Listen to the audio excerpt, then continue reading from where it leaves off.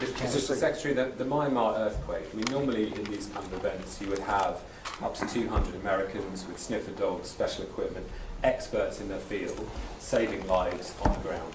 This has not happened because of the dismantling of US... Well, that and the fact that it's run by a military junta that doesn't like us. So it's hard for us to move around in that country. Implies say these events are always non-political. They went into Syria, for example, in the Turkey-Syria earthquake. So they can accept... Well, we're not the government of the world. No, we'll provide humanitarian assistance, just like everybody else does, and we will do it the best we can. But we also have other needs we have to balance that against. We're not walking away from humanitarian assistance. But again, I go back, there's a lot of other rich countries in the world. They should all be pitching in. We're going to do our part. We already have people there. We'll have more people there. We'll help as much as we can. It's not the easiest place to work. Okay, they have a military junta that doesn't like us, doesn't necessarily allow us to operate in that country the way we wanted to. That would have impeded our response no matter what. That said, we are willing to continue to help in the humanitarian crisis. Other countries need to do so as well. China's a very rich country. India's a rich country. There are a lot of other countries in the world, and everyone should pitch in.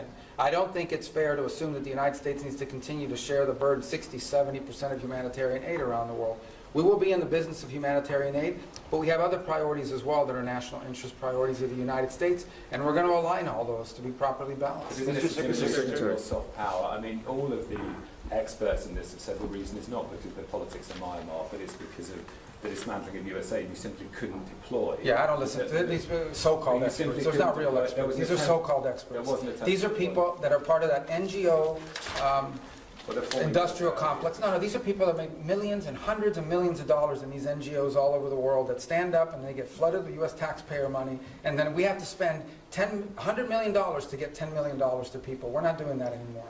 Okay? We have stopped. We are no longer going to spend $100 million to get $10 million to recipients. We're not going to fund these global NGOs all over the world that are living off of this. We're not doing it.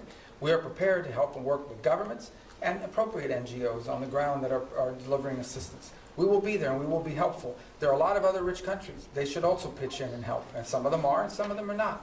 But we are going to do our part. We're going to continue to do our part.